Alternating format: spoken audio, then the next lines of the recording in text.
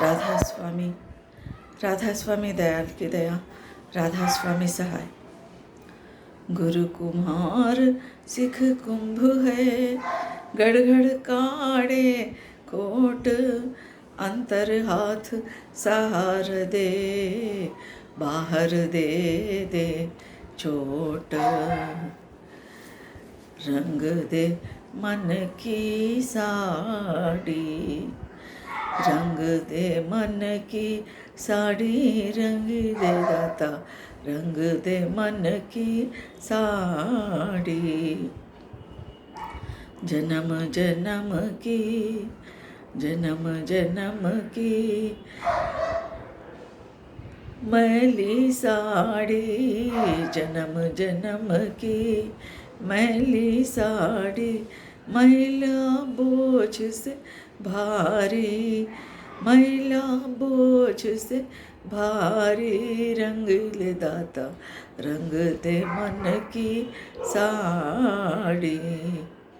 काम क्रोध की चढ़ में लत पत, काम क्रोध की चढ़ में लत पत, हो गई फूहड़ नारी, हो गई फूहड़ नारी। रंग दे दाता, रंग दे मन की साड़ी, रंगीले मन की साड़ी, रंग दे दाता, रंग दे मन की साड़ी।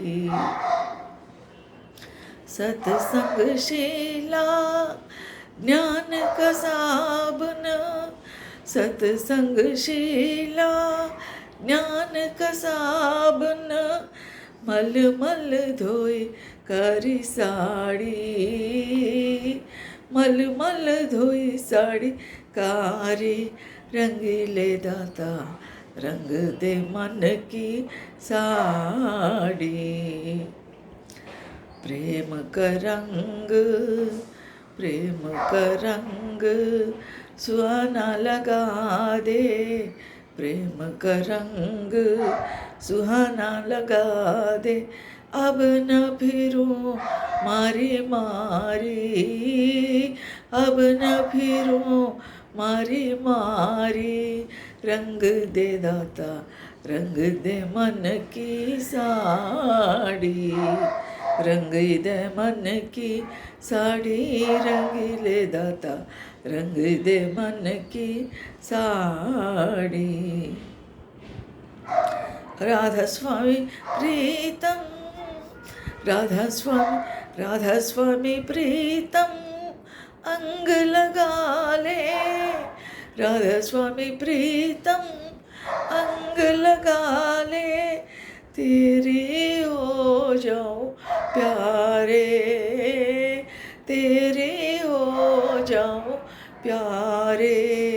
रंगीले दाता, रंग दे मन की साड़ी, रंग दे मन की साड़ी, रंग दे दाता, रंग दे मन की साड़ी, रंग दे मन की साड़ी, रंगीले दाता, रंग दे मन की साड़ी।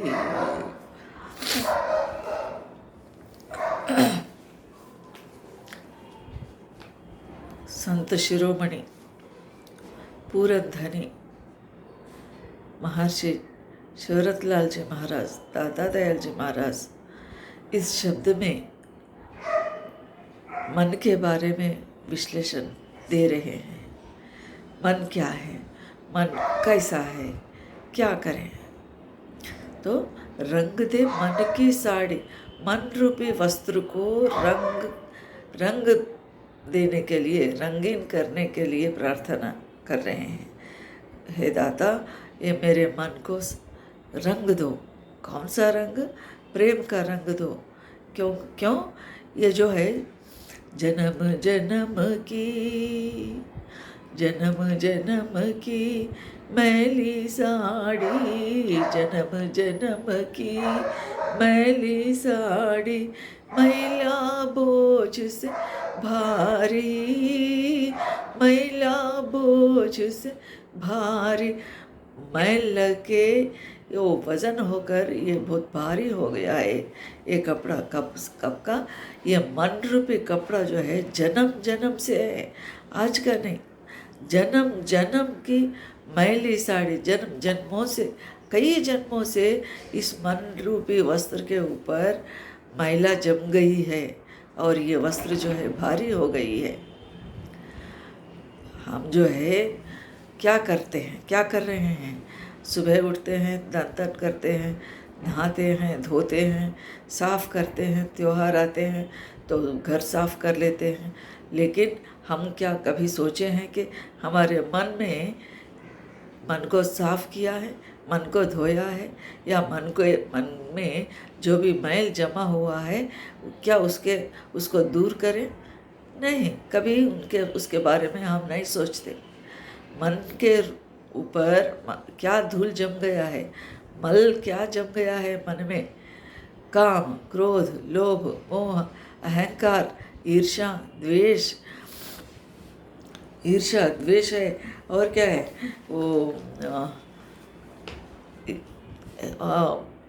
घृणा करते हैं एक दूसरे से। ये सब जो है हमारे मन के ऊपर का धूल है, धूल के कण है। मन के ऊपर जो धूल जम गया है उसका नाम है काम। क्या वो जो है एक दिन का या एक साल का या एक जन्म का नहीं, कई जन्मों से आ रहे हैं। उस जन्म से इस मन रूपी वस्त्र के ऊपर, साड़ी के ऊपर धूल जम गया है। इसको निकालना चाहिए। कौन निकालेगा इसको? ये मन रूपी वस्त्र को कौन साफ करेगा? गुरु धोबी सिख कापड़ा, सेवक सिरजनहार, सुरत शिला पर धोइए, निकसे ज्योति अपार, कहते हैं परम संत कबीर साहब। जन्म जन्म का ये मैला धोने के लिए सद्गुरु रूपी धोबी का ज़रूरी है। उनकी सद्गुरु रूपी धोबी हमारे मन के ऊपर जो मैल जम गया है, काम, क्रोध, लोभ, मोह, मद, मात्सर्य, अहंकार, ईर्ष्या, द्वेष, घृणा, राग, विराग, राग, द्वेष, ये सब जो है ये धूल को धुलाने वाले, धोने वाले कौन? सद्गुरु है। क्या बोल रहे साहेब? गुरु धोबी सिख कापड़ा, शिष्य जो है कपड़े के समान है, वस्त्र के समान है। गुरु धोबी सिख कापड़ा, सेवक सिरजनहार, सुरत शिला पर धोइए, निकसे जो सुरत रूपी शिला पर धो दिए तो क्या होता है? निकसे ज्योति अपार, ये जाज्वल्यमान जो प्रकाश होता है, जो श्वेत प्रकाश, सफ़ेद वाला सब शुद्ध प्रकाश प्रकट होता है। कब? जब गुरु सूरत शिला पर धोने के बाद। कैसा? सिख जो है, शिष्य जो है कपड़े के समान है, गुरु धोबी के समान है। तो ये उनके हाथ से ये मैल धुल जाता है। कैसा धुल जाता है? कैसा धोते हैं सद्गुरु? सत्संग में अपने वचन को फरमाते हैं। उस सत्संग में जो वचन गुरु जी ने फरमाया है वो उसको हम हमारा दैनिक जीवन में, अमली ज़िंदगी में लाए तो ये मैल धुल जाता है। सद्गुरु हमेशा हर साल आते रहते हैं या हम सद्गुरु के पास जाते हैं, सद्गुरु उपदेश देते हैं, सद्गुरु के सत्संग हम सुनते हैं। लेकिन जैसा छोटे बच्चे कपड़े ख़राब कर लेके फिर माँ के पास दौड़ के आते हैं, हम भी वैसे ही हमारा मन रूपी शुद्ध साड़ी को हम खराब करके मैल धूल जमा कर लेके फिर गुरु के पास जाते हैं, फिर वो धोते हैं, फिर ऐसे ये चक्कर कब तक? वो भी जो भी परमार्थ चाहते हैं वैसे शिष्य, वैसे इंसान गुरु के चरणों में जाते हैं। बाकी का हर कोई नहीं जाता, हर कोई परमार्थ की चाहत नहीं करते। सबको मालिक की चरणों में जाना बोलकर के ख्वाहिश नहीं रहती, इच्छा नहीं होती। ये दुनिया में ही फंस के रहना चाहते हैं। दुनिया के जो भी सुख है दुख है भोगते रहेंगे और बहुत दुख हो गया तो प्रार्थना कर लेंगे, लेकिन ये जन्म मरण से छुटकारा पाना या मालिक के चरणों में पहुंचने की इच्छा हर किसी को नहीं होती। जिसकी भाग खुल गया है, जिसके कर्म कट रहे हैं, वही सत्संग में आएंगे, संत सद्गुरु के शरण में जाएंगे। सावन सिंह जी महाराज, हुजूर सावन सिंह जी महाराज कहते हैं, बड़े भाग, बहुत सी भाग हो तो ही सद्गुरु का सत्संग मिलता है। जाने की इच्छा होता है, सत्संग मिलता है, और उससे ज़्यादा भाग रहा तो ही सत्संग समझ में आता है, और उससे भाग अधिक रहा तो वो वचन, गुरु के वचन जो भी है समझ में आता है, और अमल करने के लिए मन प्रेरित करता है, बुद्धि काम करती है उस अमली जीवन में। उसको वो गुरु के वचनों को पालन करने के लिए मन सुझाव देती है, मन उस तरफ झुकती है, नहीं तो वरना नहीं। बड़े भाग से ही सत्संग मिलता है। हमारा भाग खुल गया तो ही सत्संग मिलता है, नहीं 1000 बार तड़पने पर भी सद्गुरु का दर्शन नहीं होता है, सत्संग नहीं मिलता है। जो कि मिली वस्तु की कदर न जानी, हमको सद्गुरु मिल गया है, लेकिन कदर कौन कर रहा है? सतगुरु परम दयाल री, कोई कदर न जानी। और ये कपड़ा, काम क्रोध कीचड़ में लथपथ, क्या हुआ? जन्म जन्मों से एक मैल धुल रही है। काम क्रोध वो क्या है? कीचड़ के जैसा है। मट्टी का कीचड़ होता है वैसा वो काम क्रोध रूपी कीचड़ में ये वस्त्र जो है लथपथ हो गया है, इसको धाग लग गया है, गंदगी लग गई है, इसको धोना है। काम क्रोध कीचड़ में लथपथ, हो गई पूहड़ नारी, हो गई वो गंदगी लग गई। फूहड़ मतलब गंदगी, गंदगी लग गई काम क्रोध कीचड़ में, और उसमें डूब गई, लथपथ हो गई, उसको बहुत लग गया है। तो ये इसको धुलने का आवश्यकता है। वो जो है मन रूपी वस्त्र को, जो कीचड़ से लथपथ हो गई है, गंदगी से भर गई है, इसको धोने वाले, साफ करने वाले केवल संत सद्गुरु है। बड़े भाग से सद्गुरु मिलते हैं, और बड़े भाग से गुरु के वचन हमें समझ में आता है, और बड़े भाग से उस वचनों को हम पालन करने के लिए तैयार होते हैं। और सत्संग शिला, सत्संग रूपी शिला के ऊपर, पत्थर के ऊपर सत्संग शिला, ज्ञान के साबुन, ज्ञान रूपी साबुन से सत्संग रूपी शिला के ऊपर मल मल धोई साड़ी कार, फिर मल मल के धो रहे हैं सद्गुरु। सत्संग रूपी शिला के ऊपर ज्ञान रूपी साबुन से मलमल धो रहे हैं सब, कौन? सद्गुरु। तब ही यह मैल धुल जाएगा। जन्म जन्मों से जो मैल आ रही हैं, कीचड़ से गंदगी भर गई है, इसको सत्संग रूपी शिला के ऊपर मलमल धोते हैं, ज्ञान रूपी साबुन रगड़ रगड़ कर हमारे सद्गुरु। क्या हम धुलाने के लिए तैयार हैं? वो धोएंगे तो फिर हम गंदगी भर लेंगे। एक कान से सुनेंगे, वो कान से छोड़ देंगे। अगर सुना भी है तो 4 दिन के बाद भूल जाएंगे, और करने के लिए तैयार हो गए तो भी थोड़े दिन हम अमल करने के बाद ये इर्द गिर्द जो भी हमारा परिवार है, मित्र है, बंधु है, इनके प्रभाव से फिर वो धूल जम जाती रहती है। तो इनसे बचने के लिए सद्गुरु की, सत्संग की आवश्यकता है। जो वचन सुने उनको अमल में रखने के लिए भी हमारा मन को हम साफ करना है, और दया तो सद्गुरु का ही होना है। अगर उनकी दया हो तो सब कुछ मिल सकता है, सब कुछ हो सकता है।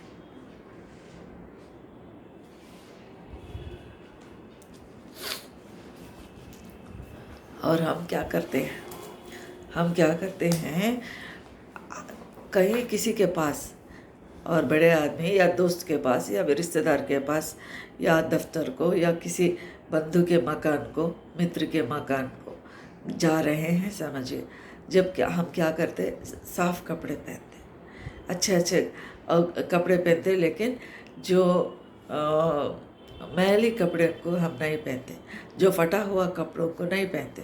साफ कपड़े को जो प्रेस किया, आयरन किया, जो उसके लिए इस्त्री किया, वैसे कपड़ों को हम पहनते हैं, या नए कपड़ों को पहन के किसी बंधु के पास, कहीं बड़े आदमी के पास या कहीं दावत में जाते हैं। गंदे कपड़े पहनकर नहीं जाते। ऐसे ही हमारा मन अगर गंदा रहा तो हम जब चोला छोड़ देंगे, वो ये आत्मा, हमारी आत्मा शर्मिंदा होते हैं। जैसा बंधु के पास मैला कपड़े पहन कर गए तो हमको शर्म आते हैं, हम लज्जित होते हैं। बंधु के पास या मित्र के पास या दावत में मैला फटा पुराना कपड़े पहन के गए तो हम लज्जित होते हैं। उनके सामने क्या समझेंगे, हम नीचा लगते हैं। इसलिए ऐसे ही इसी उदाहरण के जैसे ही हमारी आत्मा भी जब परमात्मा के पास गई, ऐसा गंदी मन से गई, हमारा मन में गंदगी भर गई कि काम क्रोध कीचड़ से लथपथ होकर हम जाएंगे, ये अहंकार से भर के जाएंगे, ईर्ष्या द्वेष से, घृणा नफरत से हमारा मन भर गया है। ऐसे मन से हम गए तो परमात्मा एक्सेप्ट नहीं करता, हमारा आत्मा शर्मिंदा हो जाती है, परमात्मा के सामने सिर उठा के भी देखने के लिए लज्जित होती हैं। इसलिए इस मन को साफ करने का ज़रूरत है। ये कड़ी में क्या कर रहे हैं महाराज जी? सत्संगशीला ज्ञान का साबुन, मल धोई कारी साड़ी, मल धोई साड़ी कारी साड़ी, रंग दे दाता रंग दे मन की साड़ी। शरीर, मन, प्राण, हमारे कर्म, ये सब पवित्र होना चाहिए। इसमें शुभ्रता रहना चाहिए, साफ सफाई रहनी चाहिए, रत्ती भर भी गंदगी नहीं रहना चाहिए। तभी हम कैसा सही तरीके से रहेंगे, कैसा साफ रहेंगे। हमारा कमाई जो है धर्मार्जन होना, न्यायार्जन होना, शुद्ध कमाई होना, किसी को धोखा किए या किसी से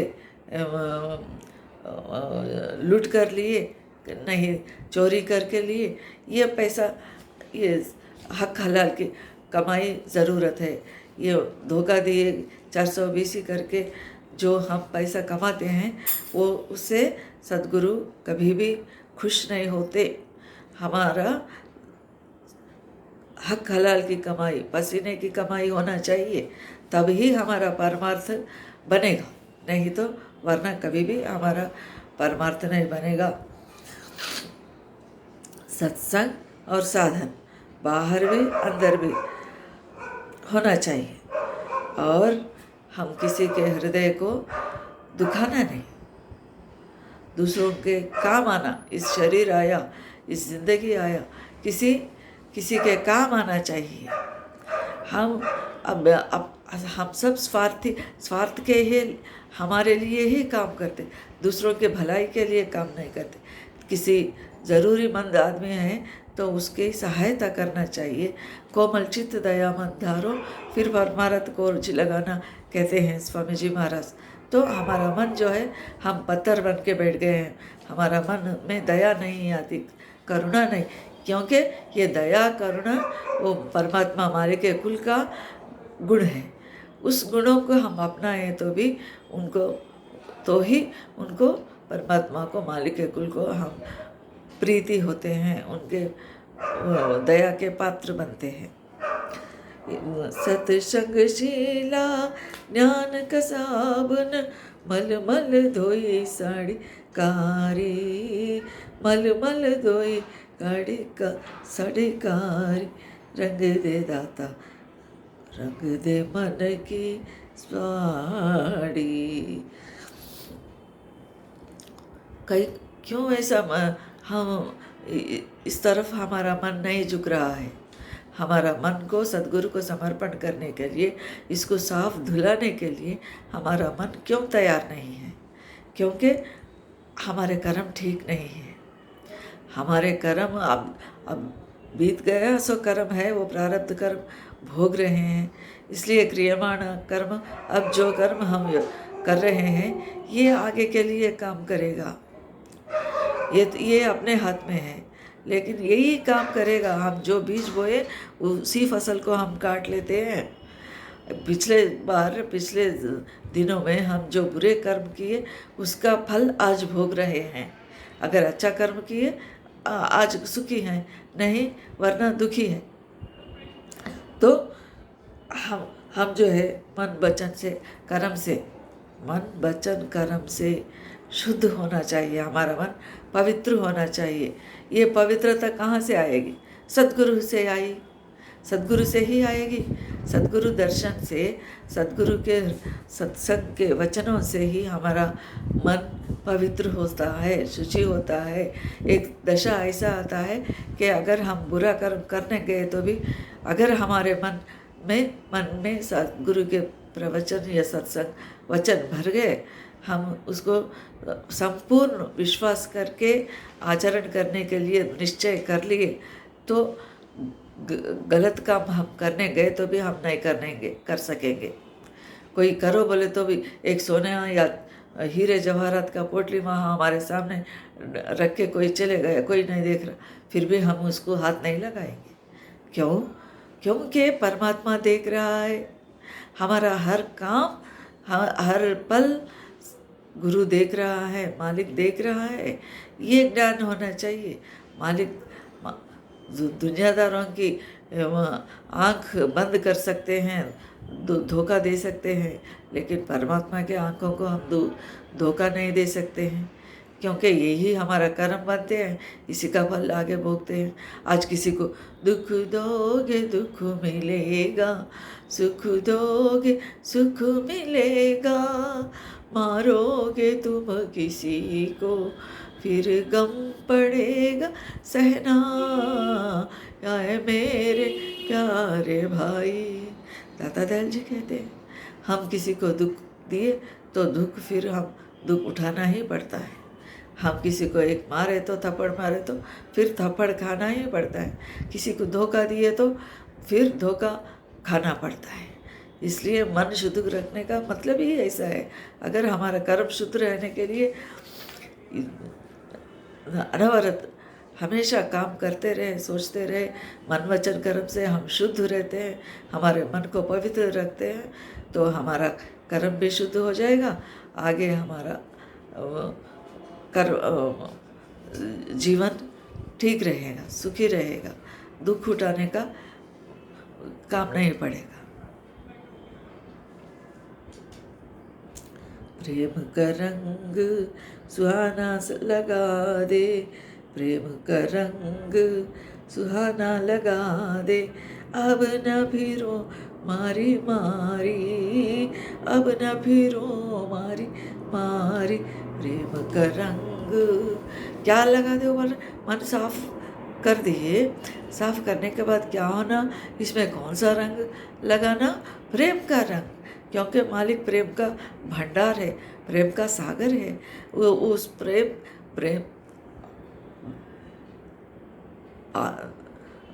में प्रेम ही मिल सकती है। हम उनके स्वरूप बनना है। दूध में दूध ही मिल सकता है, या दूध में पानी थोड़ा मिल सकता है, लेकिन दूध में दूध ही मिलना ठीक है। दूध में ले जाकर तेल नहीं डालेंगे, नहीं मिल सकता। तेल जो है पानी में या दूध में और किसी में नहीं मिल सकती।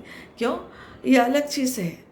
ऐसे ही हमारे मन में ये सब गंदगी भर गया तो हम मालिक प्रेम के भंडार, प्रेम के दया करुणा के सागर है, उनमें हम नहीं मिल सकते, उनकी दया को प्राप्त नहीं कर सकते।